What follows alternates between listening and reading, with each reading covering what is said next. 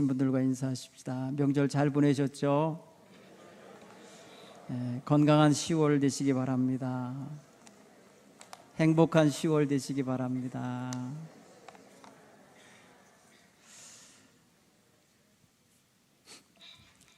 명절날 여러분들 어떤 일이 즐거우셨는지요? 가족들이 함께 오랜만에 흩어졌다가 다시 보는 그 자체가 행복한 시간이었으리라 생각이 되집니다. 세상에는 힘이 없고 나약한 사람들은 때로는 억울한 일을 당하고 힘겨운 일에 처하게 될 때가 종종 있습니다.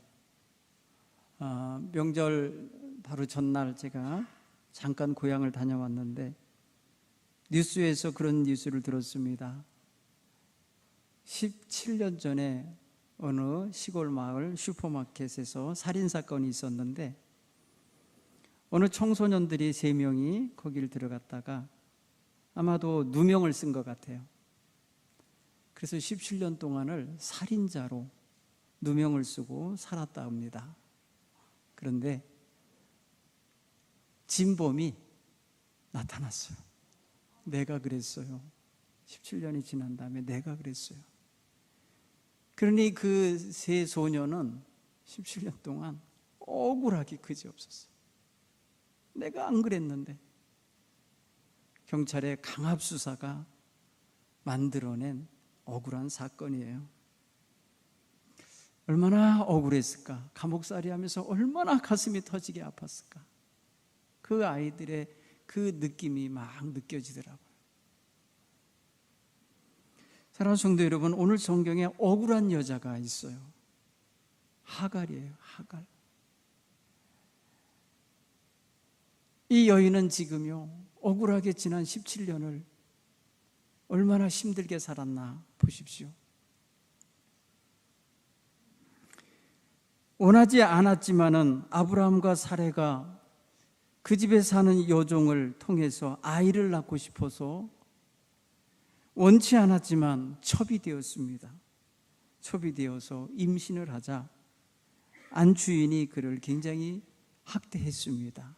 성경은 여종이 주인 마님을 멸시했답니다.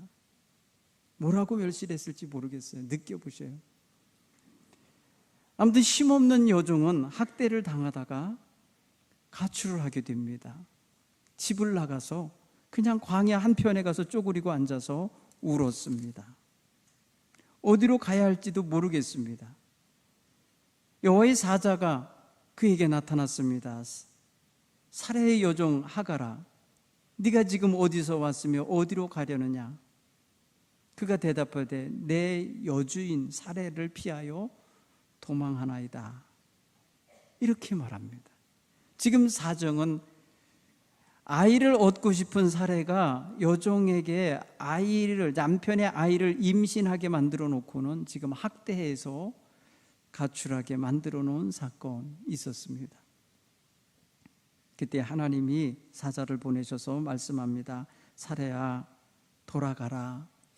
돌아가서 네 여주인의 수하에 복종하고 살아라. 네 태중에 아이가 있는데 아들이다. 그 아들을 낳거든 이름을 이스마엘이라고 지어주어라. 내가 그 아이를 사람들 중에서 들나귀같이 그렇게 뛰어다니며 사는 사람 되게 하겠다.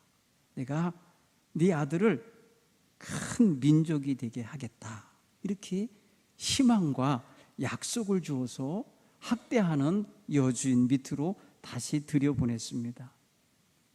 그때에 하갈이 하나님의 이름을 뭐라고 고쳐서 부르냐면 나를 살피시는 하나님.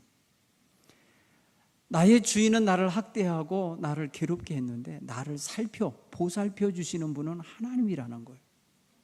그래서 나를 살펴주시는 하나님이라고 이름을 바꿔 부르면서 부엘라 헤로이라고 그 곳 이름을 지어주고 갔습니다. 집에 들어가서 얼마 안 있다가 출산합니다. 출산하고 그 아이 이름을 하나님이 지어주신 이스마엘이라 이름을 붙여줍니다. 그때 아브라함의 나이가 86세였더라 그랬습니다. 아브라함은 하나님 앞에 불림을 받을 때에 그의 나이가 그렇게 적지 않은 나이였어요. 부인도 아이를 낳지 못하는 상태였어요. 그런데 저들이 하나님 앞에 받은 약속을 잊어버리고 아니면 믿지 않은 것 같아요. 첩을 들여서 억지로 아이를 만들어낸 거예요. 이 첩은 전혀 의도가 없어요. 자기 능동적인 그런 결정이 없어요. 100% 수동적으로 그렇게 주인에게 자기 몸을 내어주어 아이를 가진 거예요. 그래서 낳은 거예요. 그러면 누가 보호해야 됩니까? 주인과 그 여주인이 보호해 줘야 되는 거예요. 자기를 대신하여 아들을 낳아 주었고 남편의 대를 잇게 해줬으니까 고마워해야 돼요. 그런데 미워했어요. 싫어했어요. 그런데 아브라함은 속으로 좋았어요. 자기에게 아이가 없다가 아들이 생기니까 기대가 생겼어요. 희망이 생겼어요. 자기의 가정의 대를 잇고 후계자를 삼을 수 있는 꿈이 생겼어요. 그렇게 하나님 앞에 그런 마음을 가지고 다가섰을 때 하나님이 내가 네 아내 사라에게 아이를 주겠다 했더니 말하기를 무슨 말씀이십니까? 나는 이스마엘 하나면 됩니다. 이스마엘과 함께 살겠습니다. 그랬더니 아니다. 내가 너에게 이삭을 주겠다 하시면서 이 사라의 이름을 사라라 이름을 바꿔주었습니다.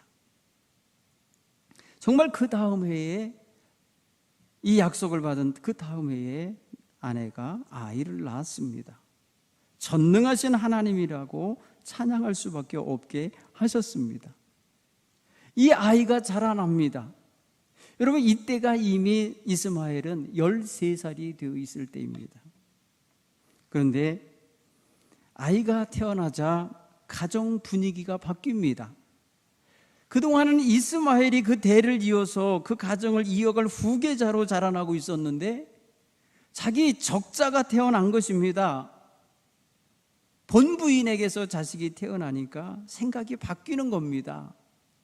본부인도 마음이 바뀌는 겁니다. 자기가 아이를 낳지 못할 때는 첩이라도 주어서 아이를 낳으면 그 첩의 아이를 자기 아이 삼아서 대를 잇게 할 거라는 기대를 갖고 살았던 건 맞습니다. 자기가 아이를 낳자 그날부터 이 여인의 마음속에는 첩과 첩이 낳은 자식에 대한 경쟁심과 경계심이 극도로 예민해지로 발전하게 됐어요. 4년 후에 이삭이 젖을 떼게 됐을 때에 젖대는 걸 기념하여 잔치를 베풀었는데 그날 사건이 벌어졌습니다. 큰아들 이스마엘이 나중에 태어난 젖된 아이 이삭을 희롱했다는 것이에요. 죄목은 희롱죄예요. 형제 간에 무슨 희롱이 있습니까? 같이 데리고 놀다 보면 어떤 때는 울 수도 있고 울릴 수도 있는 거지. 너그럽게 대할 수 있는 거 아닙니까? 그런데 그것을 큰 빌미로 삼아서 사라는 남편 아브라함에게 가서 도저히 저놈을 여기다 같이 두고 살 수 없어. 기업을 같이 나누게 할 수 없어. 내쫓으시오. 이렇게 강력하게 요구했어요. 여러분, 아무 힘이 없는 하갈은 억울해요. 주인의 아들을 낳아서 17살이 되도록 길러낸 건데 지금 떡 한 덩이와 물 한 가죽 부대 어깨에 메어주며 나가라고, 집 나가라고 내쫓김을 당합니다. 풍성한 가산을 나눠주면서 어디서 기반이라도 잡고 살아라 라고 하고 보내는 게 아닙니다. 물 한 가죽 부대와 떡 한 덩어리 주고 보내는 거예요. 이게 말이 됩니까? 오늘 성경은 이 모자가 쫓겨나서 갈 데가 없어서 광야로 들어갔는데 광야에서 방황하더라. 성경은 이 여인과 아들이 갈 바를 알지 못하고 헤매고 있는 거예요. 그러는 사이에 가지고 있던 물과 떡을 다 먹었어요. 오늘 성경 본문의 15절에 가죽 부대에 물이 떨어진지라 절망이 오고 있어요. 학대당하다가 미움당하다가 추방당하였어요. 추방당한 이 아이와 엄마는 지금 먹을 것도 마실 것도 없이 광야에서 방황하다가 지금 이제 다 떨어져서 이제 죽게 생겼구나 싶은 거예요. 오늘 성경 분위기 16절에 보면 내가 차마 아이 죽는 것을 보지 못하겠다. 내 눈앞에서 애 죽는 걸 내가 볼 수가 없어서 저만큼 떨어져서 울고 있는 거예요. 아이는 목마르다고 울고 있고 엄마는 물을 찾아 줄 수 없어 안타까워 울고 그 이면에는 쫓겨난 한많은 여인으로서 우는 거죠. 억울하지 않겠어요? 엉엉 울고 있는 이 울음소리가 누구에게 들립니까? 사람들은 광야기 때문에 아무도 안 사는 곳이에요. 그러니까 어느 인생의 귀에 들려가지 않고 그게 하늘 하나님께 들렸어요. 하나님이 들으셨어요. 그래서 하나님은 그의 천사를 보내셔서 하늘로부터 하갈을 불러 말씀하십니다. 하갈아, 무슨 일이냐? 두려워하지 마라. 저기서 우는 아이, 저 아이 소리를 내가 들었다. 하나님이 참견하시고 개입하여 들어오시며 인간이 버려놓은 추잡스럽고 허물 많고 구겨진 모습을 하나님이 개입하셔서 돌보시고 위로하시고 펼쳐주시고 희망을 불어넣고 계신 것입니다. 억울한 일을 당한 사람은 누군가가 와서 곁에 와서 많이 아프지, 많이 아팠겠다, 얼마나 속상해 라고 말 한마디만 해도 울컥하고 눈물이 터져 나옵니다. 그 마음을 읽어주기 때문에, 그 마음의 아픈 소리를 들어주기 때문에 그렇게 할 수 있어요. 사랑하는 성도 여러분, 우리는 인간관계를 참 잘하는 것 같은데 때로는 이런 면에 있어서 소통과 공감을 못할 때도 있어요. 매몰차게 아브라함과 사라처럼 매몰차게 자기네들이 버려놓은 일이면서도 책임지지 아니하고 내치고 있는 이런 매몰찬 모습 보일 수 있어요. 좋게 시작했다가 악하게 끝내고 있는 모습입니다. 아마도 이 첫 하갈과 아들 이스마엘의 가슴 속에는 씻길 수 없고 치유될 수 없는 상처가 남고 흔적이 남았을 것입니다. 이후에 어디서도 아브라함이 그를 찾아 위로해 줬다든지 돌봐줬다는 이야기가 없어요. 사랑하는 성도 여러분, 오늘 우리는 이 시대를 살면서 너무 매몰찬 세상을 함께 만들어가고 있는 건 아닌가? 우리는 따뜻한 세상을 만들어야 되고 밝은 세상을 만들어가야 되고 하나님의 뜻을 따라 향기로운 세상을 만들어야 되는데 내가 놓인 자리를 내가 차갑게 만들고 아프게 만들고 있지 않는가 돌아봐야 될 일입니다. 세상은 어느 인생도 자기 존중감을 지키고 싶어 합니다. 자기를 존중해 주기를 기대합니다. 어느 사람이든지 자기를 알아주기 원합니다. 인정받기 원하고 돌봄받기 원합니다. 그런데 그러지 아니하고 외면하고 상처 주고 억울하게 하고 고통스럽게 한다면 얼마나 힘겹겠습니까? 사실 아브라함은 그런 매몰찬 사람이 사실은 아니었어요. 한때 그의 종들과 롯의 조카 롯의 종들 사이에 큰 불화가 있어서 싸움이 벌어졌을 때도 자기의 모든 걸 희생해가면서 조카의 가는 길을 열어주고 자기는 불리한 조건이어도 아무 원망 없이 받아들이며 살아냈던 사람이 아브라함이에요. 그런데 자기가 버려놓은 첩과 첩의 자식에 대해서 지금 너무나도 무책임하게 행동하고 있는 모습은 정말 우리가 인간적으로 생각할 때 정말 욕먹기 딱 맞은 처신이다. 이러면 안 된다. 결코 옳은 일이 아니다. 이렇게 보게 돼요. 그런데 하나님은 동의해 주셨어요. 이거를 사람 말대로 해라. 사람 말이 옳다라고 말한 거예요. 그게 뭔 근거예요? 언약이 없는 아이인 거예요. 이스마엘은 하나님이 약속한 아이가 아닌 거예요. 니네들끼리 알아서 만들어낸 자식이야. 하나님이 언약을 하여 기업을 주시고 하나님이 언약을 하여 축복하시겠다고 말씀하며 주신 아이가 아닌 거예요. 하나님께 물어보지도 않고 하나님께 의논함도 없이 저들이 저질러 놓은 일인 거예요. 지금 수습은 지금 하나님이 하고 계신 거예요. 기업을 나눌 수 없다. 영원한 언약의 기업을 나눌 수 없다는 말이 옳다는 거예요. 그러나 그가 인간적으로 하고 있는 거는 너무나 악한 거예요. 자기가 필요할 때는 써먹고 필요치 않으니까 뱉어버리는 꼴인 거예요. 여러분, 사람이 말이에요, 입장 바뀌니까 손바닥 뒤집듯이 변덕을 부리는 사람들이 있어요. 그래서 억울함을 당하는 사람 많아요. 사랑하는 성도 여러분, 행여라도 우리 가정에, 우리의 형제자매 관계 속에, 우리의 이웃과의 종료들 사이 이런 갈등의 요소가 없기를 간절히 축원합니다. 의사소통 잘하시고 살아야 됩니다. 서로 공감하며 서로 위로해주며 서로를 감싸주며 살아가는 이러한 성도들이 되셔야 할 줄 믿습니다. 여러분, 하나님이 개입하기 전에 이 여인과 그 아이의 상황은 너무나 불행합니다. 쫓겨났습니다. 먹을 양식과 물이 없습니다. 그리고 광야에서 죽어갑니다. 방황하다가 죽어가는 상황이 바로 하나님이 개입하기 전 이들의 처지예요. 그런데 하나님이 개입하시면서 두려워하지 말아라. 내가 저 아이의 울음소리를 들었다. 너는 가서 아이를 일으켜 세워라. 그리고 내가 그 아이를 내가 큰 민족이 되게 하겠다.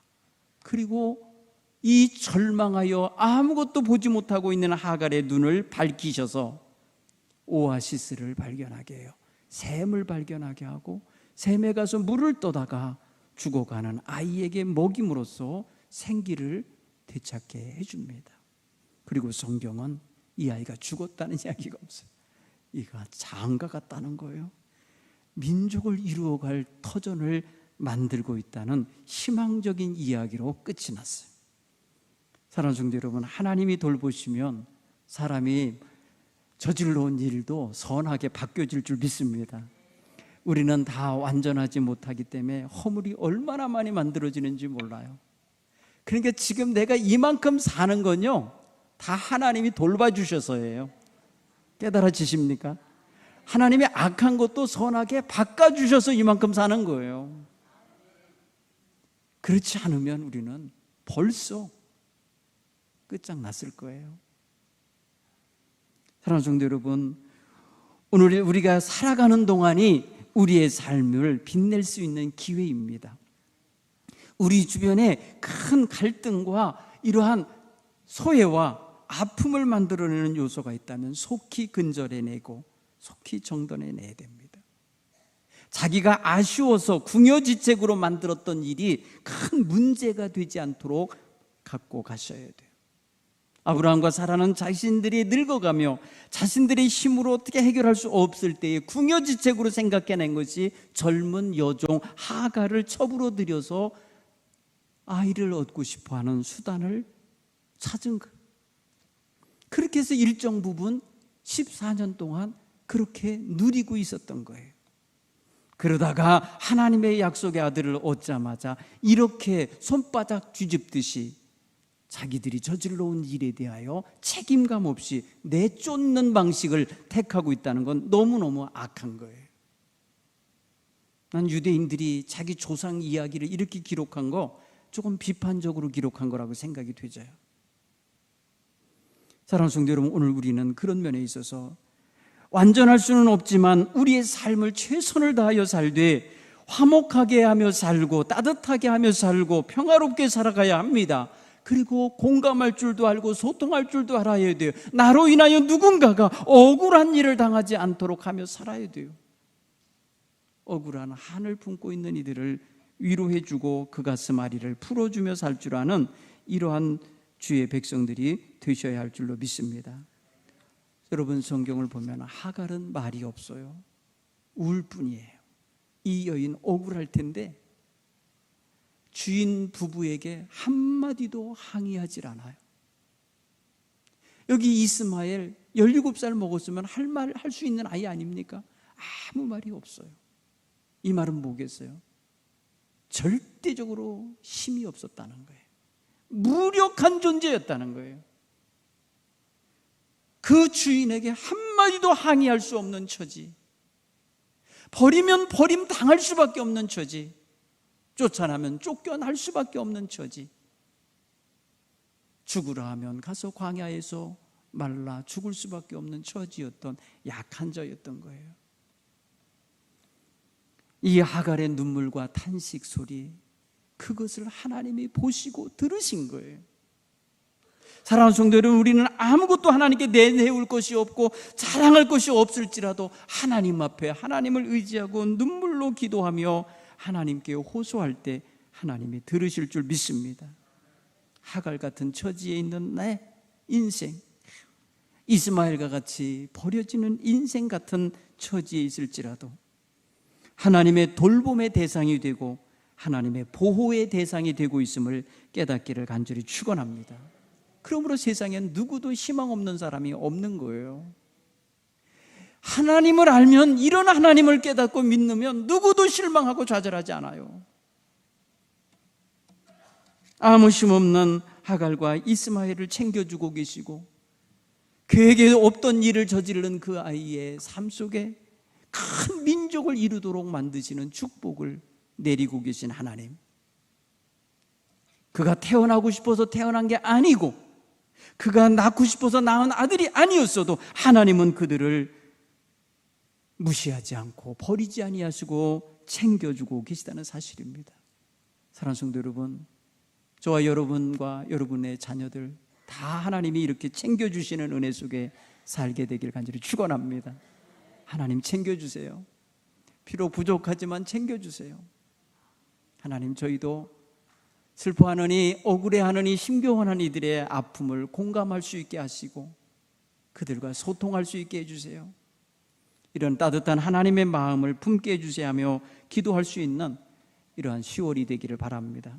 그 10월 한 달은 공감력과 소통력을 좀 많이 발전시키시고 늘리시는 한 달이 되셨으면 좋겠습니다. 풍성한 가을입니다.